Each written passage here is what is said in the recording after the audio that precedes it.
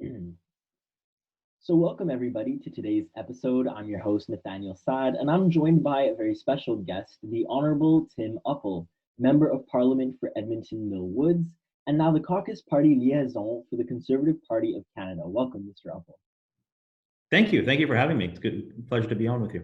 Thank you for being here. We're very glad to have you with us. And in today's episode, we're going to be discussing the Conservative Party of Canada. Now, the CPC has just undergone a major milestone in the party's history with the announcement of their third elected leader. Erin O'Toole has really hit the ground running when it comes to getting the party ready to confront the Liberals. Now, the night of his election, he gave a really impressive speech in which he introduced himself to the nation and to a lot of Canadians who, may not have been too familiar with his name. What I'd like to know is, what are some of your thoughts on Erin O'Toole and his leadership?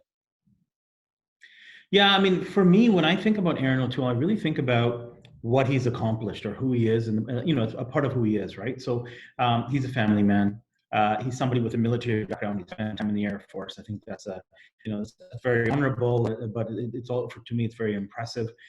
He's a lawyer, so he's got that background as well. He's worked in the private sector, and also I spent time with him in cabinet. So he was a cabinet minister with Stephen Harper. And that's where got to know him at that time as well, and he's done a lot of great work there as the Minister for Veterans Affairs. So he's got experience, he's got an impressive background, and so he brings a lot to the table as a leader. And I'm pleased to join him on his leadership team. Awesome. Now, with a new leader, a lot of times comes a new direction and like a fresh start. So, what is the Conservative Party's vision for Canada's future, post-pandemic? Yeah, I think the focus right now for us really is how do we help Canadians, and majority of that, our focus is going to be helping Canadians get back to work. So we want to help those that are not able to get back to work for whatever reason. If for medical reasons, if they still need to stay home, fine. We will want to be there for them and provide them support. But for everybody else who's looking for a job, we need to make sure that there's jobs being created. So let's work with different industries and to ensure that that they're creating jobs. That's and sometimes it's a matter of the government getting out of the way and letting businesses grow and industries grow. That we need to do that. Other things is to be even looking at some of our trade deals and saying, okay, is there anything here in the trade deal that's hurting us? Is it hurting Canadian workers? And if it is, if we're giving benefit away to other countries, then we should be keeping some of that benefit here and looking at, okay, instead of giving jobs away to other countries, how do we create more jobs in Canada? I think that's what we need to do, is to focus on Canadian workers. Leader Erin O'Toole has said that as well, that we really need to be there for Canadian workers. You talk a lot about creating jobs for Canadians and the economy. And last election, the CPC actually had the popular vote running on a lot of these ideas, and they made significant ground compared to 2015. Do you think that this time around, though, it's going to be enough to turn the tide and beat the Liberals? Yeah, I really see that people that I've been talking to, that they really see the Liberals for who they are. Of the corruption that we've seen now with the scandals, with We scandal, SNC Lavalin scandal. They see that this is a tired government. They don't have new ideas. The pandemic has not always been the right direction in many cases, and so and people see that there's so many small businesses out there that are trying to open, but they feel that the right policies aren't in place to help them. So we will present ideas that will help Canadians, will help to grow the economy. And I think people will see that and say, okay, this is a government, here is a party that has presented ideas that will help our country move forward and really get the economy firing on all cylinders. Definitely. Last question for you before we end the interview. Mr. Uppal, you were the first turban-wearing Sikh to be appointed to the Canadian cabinet, as well as one of 5 visible minorities who actually served as ministers in the Harper government. However, a lot of people tend to associate Sikhism with voting either Liberal or NDP, especially since the leader of the latter, Jagmeet Singh, is Sikh himself.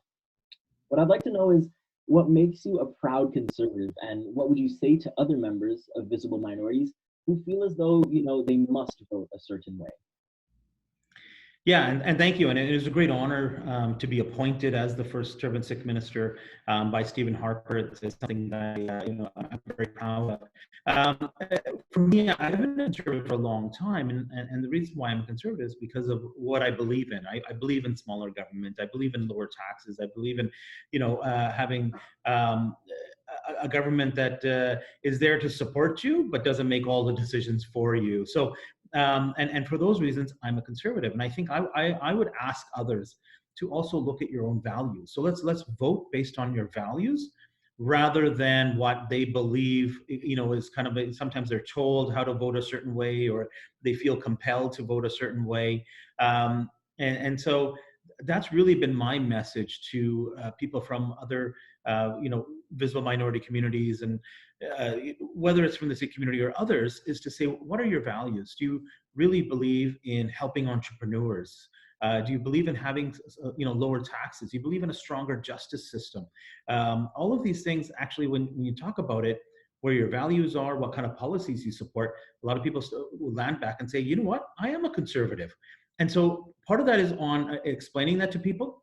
But the other part is also, as a party, we need to make sure that we're seen as a party that's open to people from different cultures and backgrounds to supporting us. And Aaron O'Toole has taken great steps. And even on the night that he won the leadership, and then since then, he's said many times that he wants people to look in the mirror and see themselves as a conservative. They want to see themselves in the Conservative Party. And so that doesn't mean that we're going to lose our values. I think it really means that we keep our values and actually show it, and but also be reflective of Canadian society. And so I want people to take a real look at the Conservative Party, take a look at our policy, our platform, or once our platform is released, and you'll really see that, you know what, a lot of how you believe and what you think about is in the Conservative Party.